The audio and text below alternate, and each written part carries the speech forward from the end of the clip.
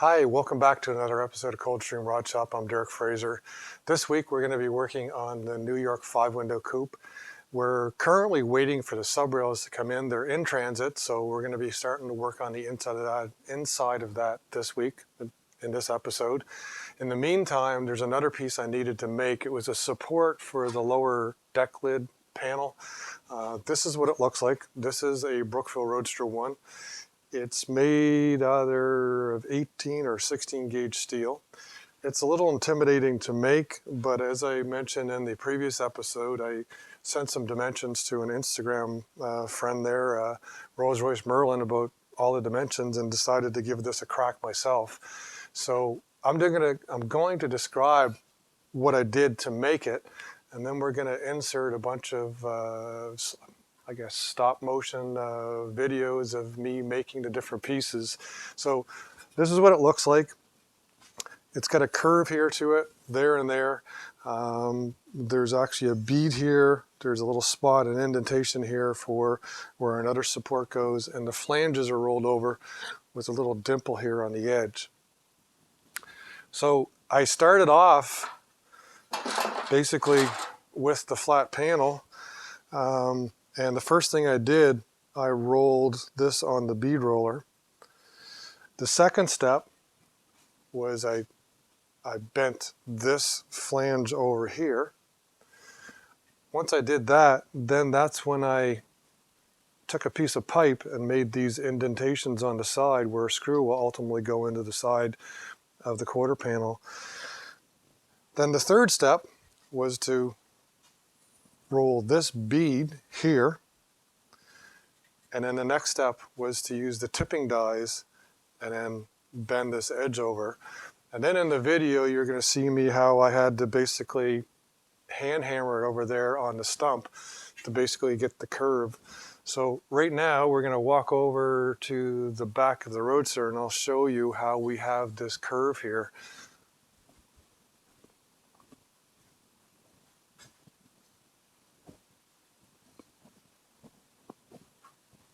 So this curve actually is going to match the back of here. It's got to be the same curvature. So once you've got it rolled out and basically hammered out, if you've got the right shape, then it actually goes right underneath this panel here. So that's how I made these supports for the lower deck lid panel. And like I said, I'll show the different steps as we go along here, and we'll go on and start working on the 5-window.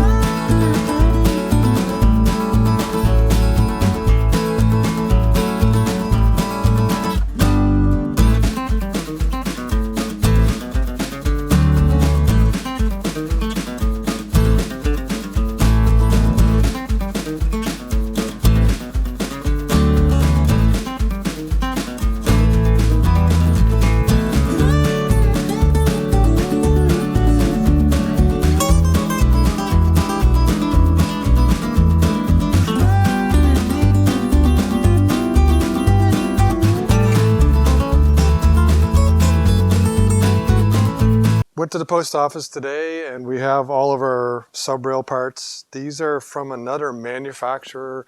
I think they were made quite some time ago. So they all come in pieces. This is the part that goes underneath the door. There's a section that goes up over the back. I'm gonna have to basically splice them together. But I now have a good set of side sub rails to go in here. I mentioned a couple times in the last video I was going to cut the old sub rails out. Haven't done that. Going to do that now, and then start to work to put the sub rails in underneath the 5-window coupe. It's been a couple days now, and I did, like I said, I cut the old subframe out from the car. The bottom of the A-pillars are kind of shot, but we knew that.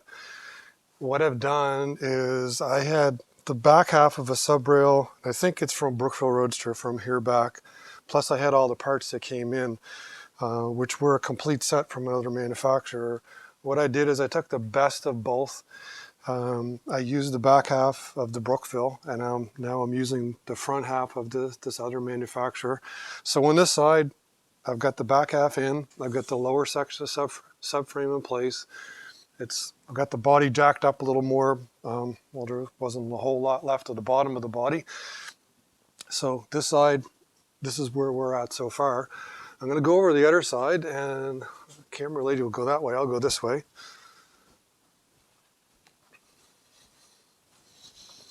What I am doing now is I'm taking the pieces from the second kit, and I'm in the process of splicing it together and modifying them. So I've got this section here kind of cut and ready to go in, almost ready to go in place. And this piece by the door, eventually this is going to go on over the top of it like that. Not ready for that so far. There's quite a bit more I've got to do. So this piece I'm going to take off, and I'll show you what I had to do to it.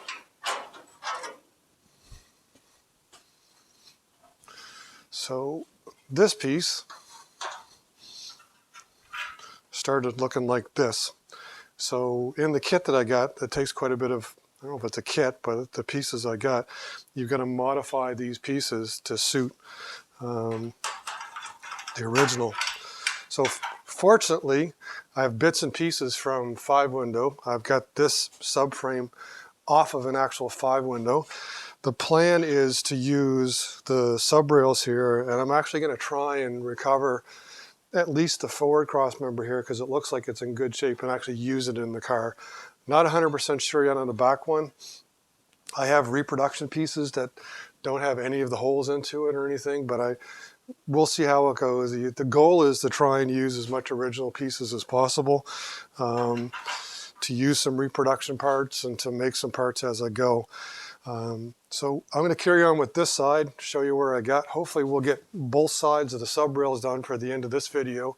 And then most likely next week's video would be the cross pieces. But we'll see how far I get before we've got to stop and do this video.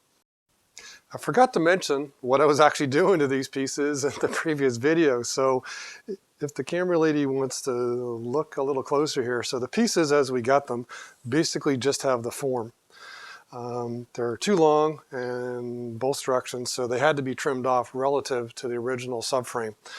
Then this tab here, I had to cut it and bend it up on both ends. So what'll happen is the cross pieces fit over this, and then there's a little block of metal that goes underneath. I'll probably have to make those, but essentially what I'm doing, I'm taking this and then modifying it to look exactly like the original pieces would. Fortunately, because I put so many of the Brookville Roadsters together, I know how this is shaped and how it goes together underneath that. So I'm going to try and mimic these as much as I can to look exactly like an original 32. Like I said, I'm also going to take this cross piece off and attempt to try and use it on the car there too. I now have the passenger side done, the same as the other side. Like I said, the outer piece here, I'm not going to put this on until I have the doors in place. So I would just want to position it exactly in the right place, because the A-pillar and the B-pillar are in, well, the A-pillar is kind of in close proximity where it should be, but the B-pillar is not. I had to tilt the stuff out of the way in order to put the sub rails in. I've now recovered this one piece off of a 5-window coupe subframe. I'm going to make some repairs to this. The owner wants me to use as much original 32 Ford stuff as I can. So this is going to have to be cleaned up and put in. As I also described, there's like little, I'll show you these over on the spare parts pile. There's little square blocks that go under here underneath the bolts. I either need to recover them from the parts or make them for these 4 positions. So come on over here, I'll show you what I'm going to do with these parts. The other thing too is the forward section of the sub rails. There's these little feet. So I've got 2 of them. I'm going to be able to cut these off of these original sub rails, and then I'm going to splice those into the reproduction ones. So we'll have some original front feet as well. The piece that I need to make or recover from the parts are these little blocks here. So they basically sit underneath the sub rail, and they keep, when you bolt things down, they keep from basically crushing it. So I'm quite certain I'll be able to recover this one. I'm going to pick through these parts and see if I can find enough to do all 4 positions. I'm going to work on that the rest of the day, and then hopefully finish this video up tonight. So here we are a couple hours later. As I said, I was going to put the forward sections, the original forward sections of the subframe on the subframe. One of the reasons why is because we want to use as much of the old stuff as possible. And also the second reason is that on the inside, I don't know if the camera lady can see it or not, it'll show like where the original studs are. And then that way I know that I'm really close in my A-pillars, and I am. So that's done on both sides. There's a small piece of trim here that holds in the upholstery, I believe, too, that's on the originals. Just for alignment, we want to try and use as much as we can of the originals. The other thing I said I was going to do was pull these off of the original cross members. So I got these off. I had to make a repair on the top of all of them. There's a little sheet metal plate that goes on top. All the holes line up. Same thing for the back one. The back ones are a little smaller. They're all ready. So we're going to end the video here because I have to give the camera lady a day or so of patching probably 10 or 15 little videos together. On the next video, what I'm going to do, the next video is I'm going to restore these 2 cross members, the original cross members. There's some work to do on those. I'll get that done, and then I'll install these on the subframe, and then hopefully I'll start messing around with attaching the A-pillar, putting the doors on, attaching the A-pillar, and make sure that the A-pillar is aligned properly with the bottom of the subframe. We're getting really close to our 1,000 subscriber goal. If you like the videos, please hit the subscribe button. Please like and comment. Makes a difference. Hopefully you enjoyed. If you have any questions, by all means, like I said previously in other videos, leave your comments, send a message on Instagram, send a message on Facebook. I'll be happy to try and answer any questions. And everybody have a great weekend. Take care.